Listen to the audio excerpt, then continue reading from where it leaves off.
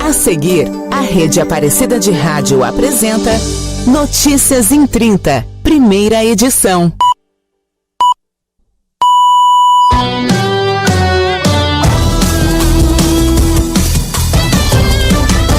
Notícias em 30.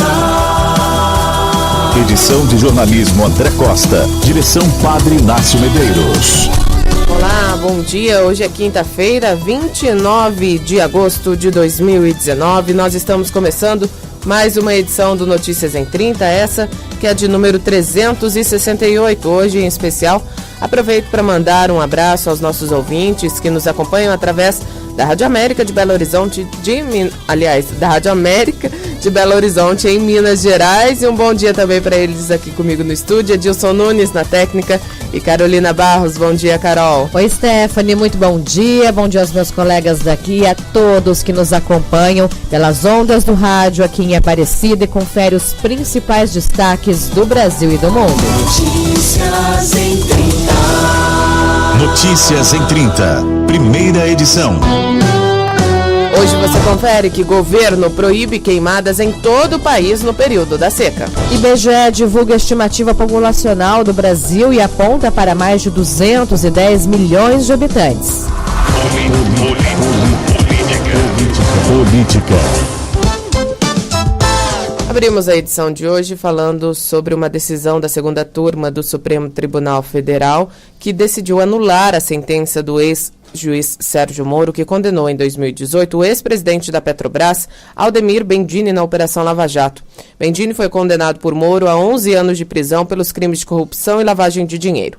Agora, com a decisão da segunda turma, o processo dele vai voltar à primeira instância da Justiça para nova sentença, porque para os ministros do STF, Bendini não foi ouvido na fase correta. Na segunda instância, a condenação de Bendini foi mantida, mas reduzida para 7 anos, 9 meses e 10 dias de prisão. O processo não chegou a ser concluído, porém, porque ainda faltava a análise de um recurso. O especialista em direito constitucional, o doutor Luiz Felipe Panelli, comentou a decisão. O que ocorreu no julgamento foi que o Supremo Tribunal Federal entendeu que houve uma nulidade, na sentença de primeira instância, porque o rito processual não foi devidamente observado. Qual foi a falha? Então, abriram prazo para que os delatores, os que tinham feito acordo de delação premiada, e a defesa dos delatados apresentassem suas alegações finais simultaneamente, quando nós sabemos que no processo final, no processo penal, o réu sempre deve falar por último, tá? Por conta disso, o STF então anulou aí o processo e mandou ele de volta para a primeira instância, tá? Então agora as alegações finais têm que ser apresentadas novamente, o processo tem que ser julgado novamente, tá? Então sim, deve haver uma alteração na forma com que o processo foi conduzido, ou seja, é importante que a primeira instância observe de forma muito estrita o rito processual, que fala que o réu sempre deve se manifestar por último. Então houve o Ministério Público, houve os delatores e por último houve a defesa, tá? Isso não são meros detalhes. Essa questão de forma no processo penal, quem fala primeiro, quem fala por último, ela é importante e pode sim gerar nulidade, tá? Então é vital que os juízes fiquem muito atentos quanto a isso. O Dr. Luiz Felipe Panelli explica o que pode acontecer caso a primeira turma tenha entendimento diferente ou a Procuradoria-Geral da República recorra da decisão. A decisão de ontem ela foi tomada pela segunda turma do Supremo Tribunal Federal, que é um grupo aí de 5 ministros. O que acontece se a primeira turma entender diferente? Tá? Em geral, quando as turmas discordam, a questão tem que ser levada para o plenário, tá? Para que o plenário decida. Tá? Ainda pode-se dizer que uma das partes contrariada, por exemplo, o Procurador-Geral da República contrariado, ele pode entrar com um recurso chamado embargos de divergência, que é para que o plenário analise a divergência entre as turmas e dê aí a decisão final. Só que tem 2 pequenos empecilhos quanto a isso, que eu acho que a maioria dos comentários da mídia não se atentaram ainda, né? Tá todo mundo dando como certo que haverá aí embargos de divergência. Não é tão simples. Primeiro você tem que achar uma decisão clara da primeira turma que contraria essa decisão da segunda turma. tá? Justamente para que haja divergência, senão você não tem embargos de divergência. Segundo, que pelo regimento interno do STF, esse recurso só cabe em caso de recurso extraordinário. E o que o STF julgou ontem, ao que me consta, foi um agravo em habeas corpus. Então, certamente aí a defesa, né, que é representada pelo Dr. Toron, falará que não é cabível embargos de divergência nesse caso. E falará com base no regimento interno do STF. Então é possível sim que o plenário venha se manifestar, mas não é algo que vai ser tão simples. A própria possibilidade de manifestação do plenário ainda é uma discussão que vai longe. Aldemir Bendini foi alvo de delações premiadas e, no entendimento dos ministros, ele deveria ter sido o último a falar no processo. Mas Sérgio Moro, quando conduzia os processos da Lava Jato em primeira instância, determinou que ele e os delatores apresentassem as alegações finais no mesmo período. O doutor em Direito Constitucional avalia se essa decisão abre brechas para processos que tiveram o mesmo modo de condução. Sem sombra de dúvida, os condenados que eventualmente tiveram que apresentar suas alegações finais no mesmo prazo dos delatores vão pedir a nulidade ao STF. E aí eles têm uma grande chance de ganhar, porque o processo será encaminhado para a segunda turma. Tá? E por mais que o relator seja o ministro Edson Fachin, que foi contra a nulidade, o fato é que os outros ministros vão ter uma tendência muito grande de entender que também houve nulidade. E aí por uma questão de justiça, né? Se a decisão da segunda turma foi assim em relação a um dos réus, ela teria que ser igual em relação aos réus que estão na mesma situação. Tá? Por fim, ele avalia se a decisão pode influenciar na prisão do ex-presidente Lula. Agora, quanto ao presidente Lula, aí é necessário que a gente analise o caso específico do presidente Lula e ver se no caso dele houve aí algum desrespeito com relação ao rito processual, se ele também foi forçado a apresentar suas alegações finais antes da acusação, antes dos delatores, tá? E aí nós precisaríamos ter acesso aos autos. Isso eu não tenho, então eu não consigo te dizer. É evidente para mim que, se este for o caso, os advogados do ex-presidente Lula vão levar a questão ao Supremo Tribunal Federal, tá? Mas aí seria necessário analisar os autos do processo e nós não temos acesso aí, pelo menos não nesse momento, a esses documentos. Agora, acho que, se for o caso, em breve nós vamos ouvir aí dos advogados do ex-presidente Lula.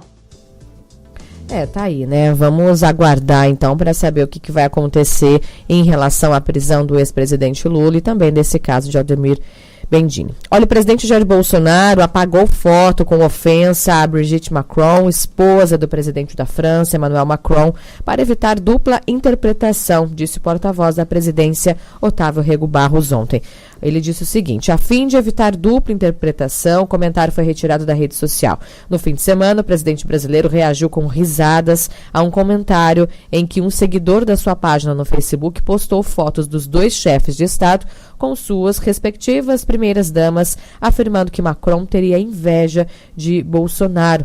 O comentário dizia: não humilha, cara, e risos. Escreveu Bolsonaro em rede social como resposta ao seu apoiador. Na segunda-feira, Macron lamentou os comentários extremamente desrespeitosos do presidente do Brasil sobre sua mulher. Ele disse que espera que os brasileiros tenham rapidamente um presidente que se comporte à altura do cargo. Nosso editorialista de hoje, o padre Inácio Medeiros, diretor da Rádio Aparecida, comenta conosco esse assunto que repercutiu por todo mundo no começo dessa semana.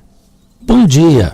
No recente episódio do embate entre o presidente do Brasil e o presidente francês Emmanuel Macron sobre a questão da Amazônia em chamas, houve um flagrante ato de desrespeito para com a sua mulher Brigitte, que é bem mais velha que o presidente.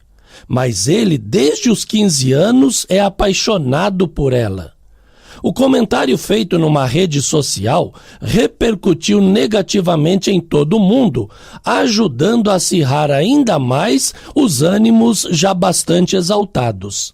Desde então, internautas brasileiros criaram um movimento nas redes sociais para se retratar com Brigitte em nome do país. Casos como esse de desrespeito às mulheres por causa de sua cor, idade, sexo ou religião têm se multiplicado em nossa sociedade no que é chamado de sexismo, ou seja, joga-se toda a culpa das nossas mazelas na mulher pelo simples fato de ser mulher.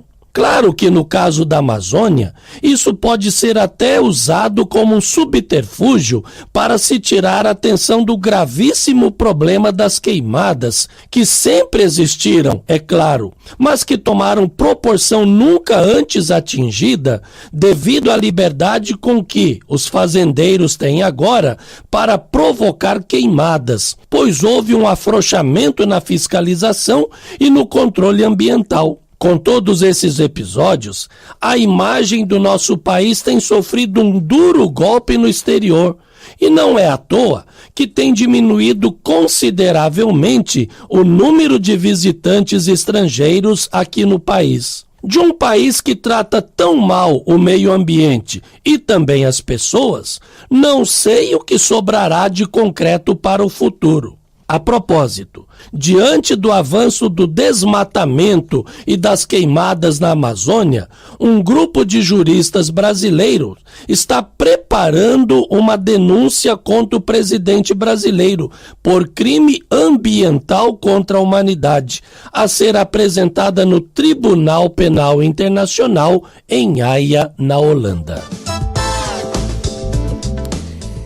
Tá aí então. O governo federal decidiu proibir as queimadas em todo o país durante o período da seca. Um decreto sobre a proibição foi editado ontem e publicado na edição de hoje do Diário Oficial da União. O decreto suspende a permissão do emprego do fogo por um período de 60 dias com o objetivo de proteção ao meio ambiente. O Código Florestal permite as queimadas somente em casos específicos e desde que autorizadas por órgão ambiental. No caso dos povos indígenas, a prática é permitida na agricultura de subsistência. Você e o dinheiro. Falando da nossa economia, o IBGE aponta que o Brasil tem hoje 210 milhões de habitantes. Migração venezuelana faz Roraima ser o estado que mais cresceu em número populacional. Rafael Rodrigues. A população brasileira foi estimada em 210 milhões e 100 mil pessoas em mais de 5.500 municípios. Esses dados foram divulgados pelo IBGE. O número representa aumento de 0,79% na comparação com a população estimada do ano passado. A pesquisadora Isabel Marri, do IBGE, destacou para a gente alguns dados desta sondagem. Bom, as estimativas de população são populações municipais que o IBGE publica todo ano. E essas populações municipais são o resultado da projeção de população que a gente faz para os estados brasileiros e a tendência de crescimento proporcional que os municípios demonstraram entre 2000 e 2010. Então, o que a gente vê é um crescimento pequeno dos municípios brasileiros, tendo grande parte dos municípios que decresce de população, tem uma tendência de perda populacional, e na grande parte esses municípios são municípios menores, com menos aí de 20 mil habitantes. Eles tendem a perder população os municípios maiores, com maior dinamismo econômico. A pesquisa aponta ainda que 17 cidades possuem mais de 1 milhão de habitantes. São Paulo segue como o município mais populoso do país, são 12 milhões de pessoas. Mas a pesquisadora alertou também que, apesar desse número, as cidades com mais de 1 milhão de pessoas não têm crescido tanto. Por outro lado, os municípios muito grandes, os municípios acima de 1 milhão de habitantes, eles não crescem, eles não são os que mais crescem. Eles crescem, mas eles não são os que mais crescem, porque existe uma saturação no crescimento desses municípios. Você já tem uma urbanização consolidada e, embora os municípios maiores, eles têm um dinamismo econômico que atrai a população, eles também têm forças que expulsam a população. Por exemplo, o alto custo de vida, a violência, enfim, vários fatores que impedem que mais e mais pessoas residam ou passem a residir nos municípios muito grandes. Então, o que a gente observa é que os municípios aí entre 100 mil e 1 milhão de habitantes são os que mais crescem no Brasil. E o estado de Roraima teve o maior aumento populacional, mais de 5%. De acordo com a gerente de pesquisa, o crescimento da população de Roraima acima do resto do país é resultado do saldo migratório no estado. Na projeção de população que a gente publicou, que o IBGE publicou no ano de 2018, foi considerado um saldo migratório internacional de venezuelanos em Roraima, devido a ser um cenário muito específico, com um volume grande de imigração internacional. Então, é exatamente esse maior volume de imigrantes, do saldo da migração venezuelana em Roraima, que façam que o estado cresça mais do que os demais. E São Paulo permanece na frente como a unidade de federação com mais habitantes. São praticamente 46 milhões de pessoas, concentrando assim 21,9% da população do Brasil. Rafael Rodrigues para a Rede Aparecida de Rádio. Notícias em 30. Notícias em 30. Primeira edição. Hoje é o Dia Nacional de Combate ao Tabagismo e após o intervalo você vai conferir algumas dicas para quem quer largar a dependência. Notícias em 30. O mundo volta seu olhar para a Amazônia por conta do sínodo convocado pelo Papa Francisco. Você vai conhecer a biodiversidade, a importância dela para a existência humana, a razão para o sínodo e a evangelização em um território continental e o papel de cada indivíduo no futuro do planeta. Amazônia, Patrimônio Brasileiro, é o tema da série especial que você confere na próxima semana, no Notícias em 30, aqui na Rede Aparecida de Rádio. A Motobras fabrica vários modelos de rádios portáteis, usando técnica moderna, componentes especiais para maior durabilidade e melhor sintonia. Com 6 faixas, AM, FM1, FM2, FM3 e 3 ondas curtas, para emissoras locais e distantes, e mais USB para ouvir suas músicas preferidas. Os rádios Motobras são fabricados no Brasil, funcionam a pilha e luz. Motobras, a arte de fabricar rádios com qualidade. Vá à loja mais próxima e adquira o seu. Eita, feliz da vida, hein? Que bom. Escuta, mas e aquela dorzinha nas costas? Rapaz, olha, era um sofrimento. Mas agora a dor passou. A causa era o mau funcionamento das vias urinárias. Ué, passou? Passou como? Eu tomei pílulas Delucen. Eu tô vendo, que bom mesmo. Você está até outra pessoa, bem-humorado e feliz. Para tudo ficar bem, pílulas Delucen antissépticas das vias urinárias. Ao persistirem os sintomas, o médico deverá ser consultado. Você que acompanha a Santa Missa pelo rádio ou TV Aparecida, precisa conhecer o Deus Conosco Dia a Dia. Este livreto litúrgico traz todas as leituras bíblicas, orações eucarísticas e comentários para você acompanhar a missa na sua paróquia ou pelos nossos meios de comunicação. Faça já a sua assinatura e receba todo mês o Deus Conosco Dia a Dia na sua casa. Ligue 0800 16 0004 ou acesse editorasantuário.com.br. Em Aparecida, hospede-se no Hotel do Papa. Excelente localização, em frente ao portão principal do Santuário Nacional, que vai lhe propiciar maior conforto. Venha com seu grupo ou família. Reservas e informações pelo telefone 12 3105 1555 ou pelo nosso WhatsApp 12 99656 7957. Hotel do Papa. Curta nossa página no Facebook e fique por dentro de nossas promoções. 7h18, horário de Brasília.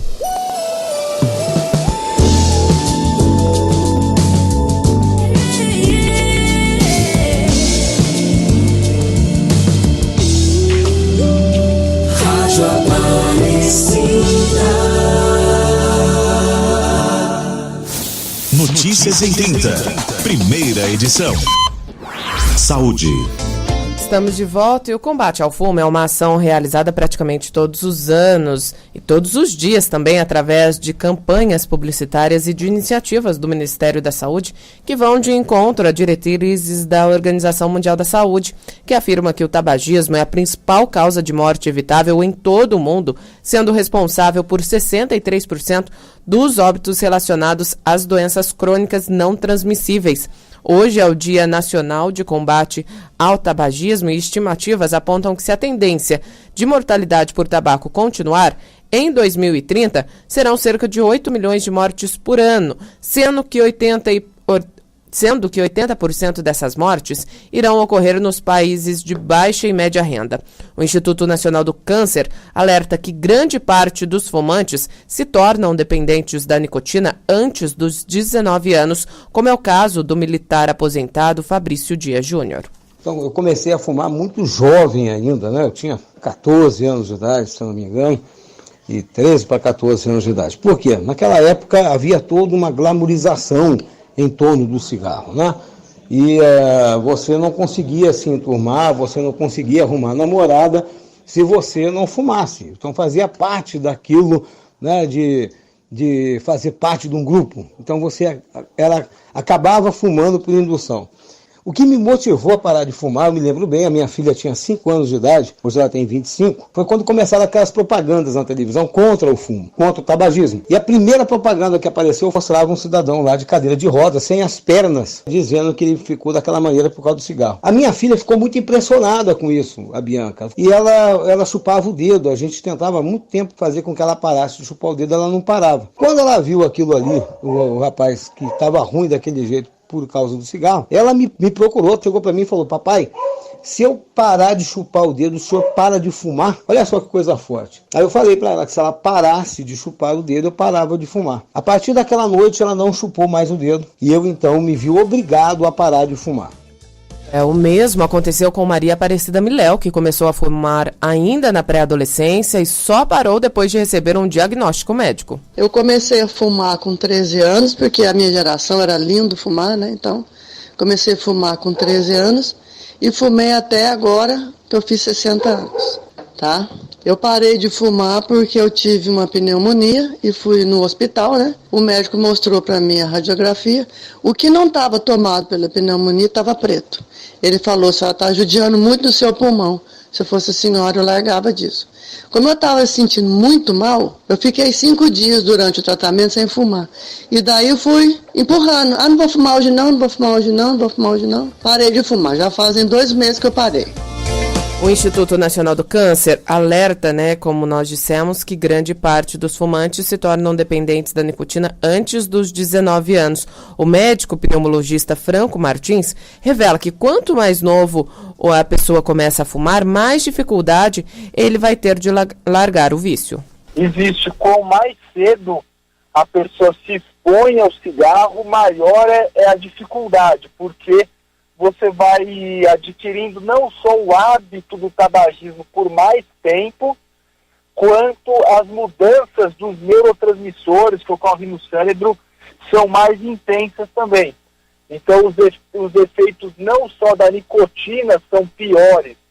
Com mais cedo a pessoa começa a fumar, eles são piores também com a pessoa que começa na infância, na juventude, e para a pessoa que deseja parar, com mais tempo ela esteve fumando, pior é. O Fabrício lembra que apesar do vício, aos poucos ele foi conseguindo deixar a dependência. A primeira semana foi terrível ficar sem cigarro, foi muito ruim, mas gradativamente eu fui conseguindo abandonar aquela necessidade do cigarro que vinha após o cafezinho, que vinha após o almoço, tomando cerveja. Eu fui devagarinho abandonando isso. Durante o primeiro ano eu chegava a sonhar que eu estava fumando e depois com o tempo isso acabou, né? Não tive mais nenhuma necessidade nesse sentido. As consequências da dependência pelo tabaco, em tabaco, podem ser revertidas assim que a pessoa decide parar de fumar, como revela o pneumologista. Tem várias questões que acabam diminuindo. Então, o risco de câncer de pulmão, quando a pessoa para de fumar, já começa a diminuir. O efeito em doença cardíaca, como o risco de infarto, de AVC, também diminui logo que a pessoa começa a parar de fumar. As alterações psicológicas, relacionadas à ansiedade, também já começam a melhorar logo depois que a pessoa para de fumar. Então, existe um efeito entre um cigarro e o próximo, que a quantidade de nível de monóxido de carbono ela é alta quando a pessoa acabou de fumar, e até o próximo cigarro ela vai diminuindo. Então já tem um benefício quando a pessoa parou de fumar, quando ela apagou o cigarro, ela já passa a ter um benefício quando ela está com o cigarro ativo. E aí, para o próximo dia, já melhora também a qualidade de vida da pessoa, vai melhorando progressivamente. Então, a partir da primeira semana, do primeiro mês, do primeiro ano, depois 10 anos e 20 anos, o risco ele começa a ser bastante reduzido da pessoa desenvolver doenças cardiorrespiratórias. Por fim, o Dr. Franco, pneumologista, dá dicas para quem pensa em parar de fumar. Então, o primeiro passo é que a pessoa ter em mente que realmente ela deseja interromper o tabagismo. É nesse ponto onde os profissionais de saúde podem auxiliar. Então, o primeiro passo seria, caso ela esteja num sistema público, ela deve buscar o posto de saúde, a unidade básica de saúde, não é emergência, né? O posto de saúde agendar um atendimento onde vai ser observado qual que é o grau de dependência que aquela pessoa está relacionada ao cigarro, por que ela fuma, quanto tempo, e a partir daí, num cenário ideal, ela poderia ser inserida num grupo de cessação do tabagismo, onde ali existem outras pessoas que já passaram por aquele processo, pessoas que estão em fases mais avançadas, em fases mais iniciais, e junto com isso são coletados também exames para se avaliar qual que é o estado de saúde daquela pessoa, e são escolhidos os medicamentos que podem dobrar a chance da pessoa conseguir parar de fumar, que a maioria são dispensados gratuitamente também nessas unidades.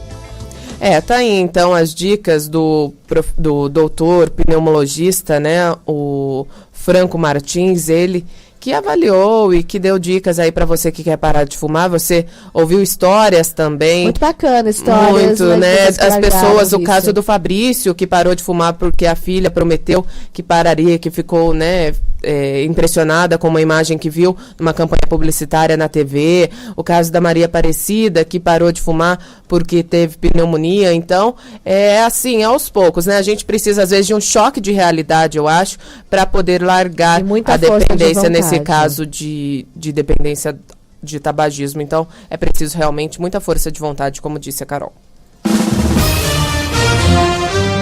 Notícias da Igreja. A Arquidiocese de Belém está acolhendo desde hoje até o próximo dia 30, né? Até amanhã, esses 2 dias, bispos de toda a Amazônia brasileira, organizado pela Comissão Episcopal Especial para a Amazônia, com apoio da Rede Eclesial Pan-Amazônica, o Repam Brasil. A proposta do encontro é o estudo do documento de trabalho do Sínodo, bem como a partilha das experiências das escutas e da caminhada do processo sinodal nas dioceses e prelazias da Amazônia. Paulo Martins traz os detalhes. A proposta da atividade é o estudo do documento de trabalho do Sínodo, bem como partilha das experiências das escutas e da caminhada do processo sinodal nas dioceses e prelazias da Amazônia. Essa é a última oportunidade do encontro dos bispos antes do Sínodo em outubro em Roma. No início da manhã, numa procissão orante com a imagem peregrina de Nossa Senhora de Nazaré, os participantes do encontro acompanharam com a corda, fazendo memória do Círio de Nazaré.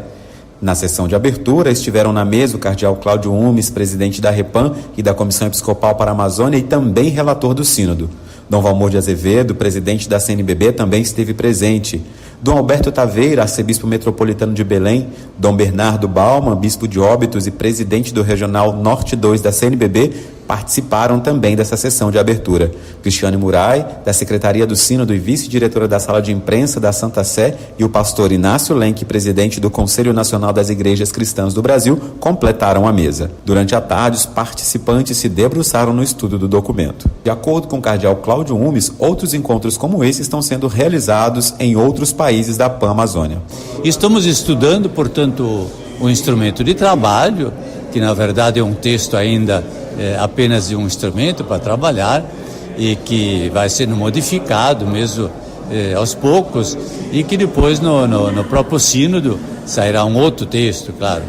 Dom Neri José Tondelo, bispo de Juína, disse que encontros como esse, na reta final do processo de preparação para o sínodo, ajudam na tomada de consciência da responsabilidade dos padres sinodais. Esse retorno, quando estamos já na reta final praticamente da preparação do sínodo, ela é fundamental, essa etapa, porque ela nos ajuda a visualizar daqui para frente os passos, o método do próprio sínodo, de como vai ser a prática dos dias em que estaremos em Roma. Então, esses dias preparatórios nos ajudam muito a termos clareza da missão e da responsabilidade que temos diante deste tema Novos Caminhos para a Igreja e para uma ecologia integral.